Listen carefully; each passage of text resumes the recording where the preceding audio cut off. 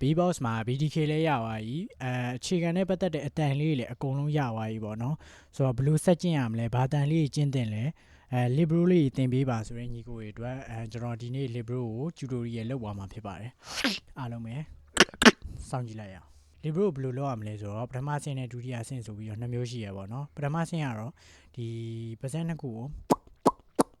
အဲ့လိုလုပ်ကြည့်လိုက်ပေါ့နော်ပါးစပ်နှာခမ်းနှစ်ခုကိုပြောတာပေါ့နော်နှာခမ်းနှစ်ခုကိုအဲ့လိုလုပ်ကြည့်လိုက်အဲ့ဒါတော့လူတိုင်းလုပ်တတ်မှထင်ပါတယ်နောက်တစ်ခုအနေနဲ့ကတော့ကိုအားတန်တဲ့ဘက်ကိုအဲ့လိုစောင်းလိုက်ပေါ့နော်ကျော်ကတော့ဒီဘက်အားတန်တဲ့ကြောင့်မလို့ဒီလိုပဲဒီဘက်ကိုပဲစောင်းလိုက်မှာဖြစ်ပါတယ်အဲ့ချိန်မှာပဲခုနကကျွန်တော်ပြောခဲ့တဲ့ပုံစံမျိုးလိုက်လုပ်ကြည့်ပေါ့နော်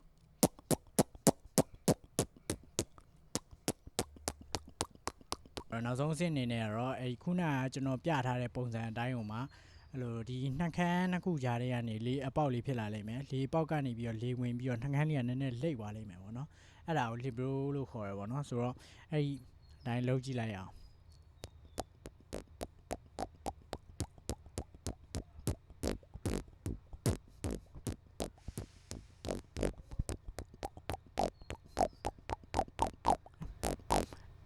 အဲ့မှာနေပြီးတော့ libro တန်လေးကနည်းနည်းလေးထွက်လာပါလိမ့်မယ်ဆိုတော့ဒါကတော့ file နေပေါ့နော်ဆိုတော့ကျွန်တော်မတန်တဲ့ဘက်ကနေလုပ်ကြည့်ရင်တော့ဆက်စချင်းမှာဒီလိုဖြစ်နေပါလိမ့်မယ်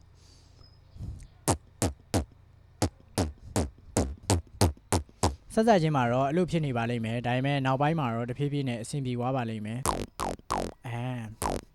ဆိုတော့ libro ကတဖြည်းဖြည်းကျင့်နေနေမှာအတန်ပို့ပြီးတော့ကြည်လင်လာဖြစ်တဲ့ကြောင့်မလို့အများအားကျင့်နေဖို့လိုပါတယ်ဆိုတော့